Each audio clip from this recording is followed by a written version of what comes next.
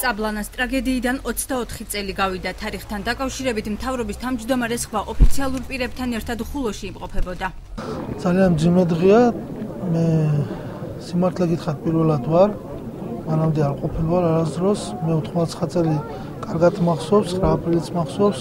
მე 19 აპრილი მახსოვს, მთელი საქართველო იყო ჩამული ამ პრობლემის და ტრაგედიის პროცესებში, ძებნა რომ მიდიოდა და მახსოვს რომ ბევრი გადაასახლეს სხვადასხვა რაიონებში, იქიდან დაიწყო გადასახლება და აკმაყოფილეს ბევრი, მაგრამ მე ვხვდები ახლა და გამეგება რომ ბევრია, რომელიც უკან უბრუნდება თავის მიწა-წყალს. ახალი ხელისუფლება ამ აზრით არის მოსული, რომ წინ იყურებოდეს და შორს მიმავალი ზრახვები აქვს და ფიქრობ, რომ გაცილებით მეტი ყურადღებით უნდა მოვეპყრათ ბუნებას და გაცილებით მეტი ყურადღება ჭირდება იმ ადამიანებს, რომლებიც აქ ცხოვრობენ.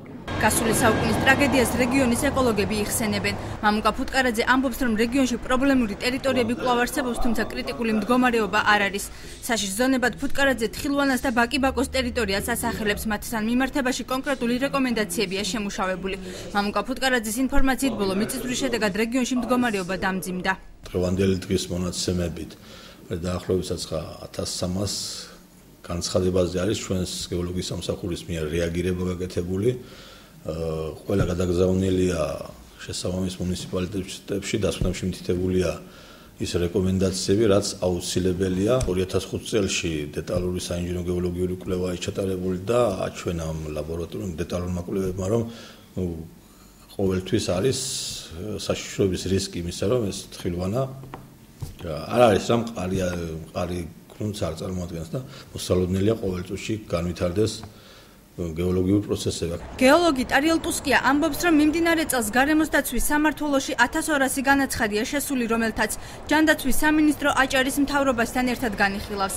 გეოლოგის ინფორმაციით აჭარის მაღალმთიანეთში ბევრია საშიში ზონა, თუმცა გამაგრებითი სამუშაოების დროულად ჩატარების და მთავრობის ძალისხმევის ხარჯზე პრობლემების თავიდან აცილება შესაძლებელია. მე არ მინდა მოსახლეობის დაშინება, მაგრამ ძალიან ბევრი ესეთი ადგილებია, სადაც მეწყრული პროცესების განვითარება მოსალოდნელიც არის და დაზღვეული არა ვართ იმით, რომ თქვა რაღაც მოხდეს მიწისძვრა ან ცუდი ატმოსფერული პირობები შეიქმნას, ნალექის სახით მოვიდეს იმ უცებ და განავითაროს როგორც ღვარცოფები, ასევე მეწყრული პროცესები.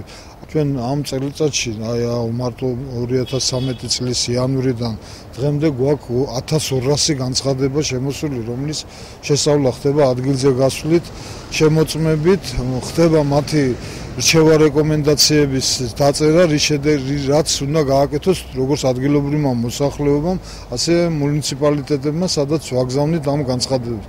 აჭარის მთავრობის თავმჯდომარე რეკომენდაციების ნაწილს არ იცნობს, თუმცა ამბობს, რომ მათი გათვალისწინება შეძლების დაგვარად მოხდება.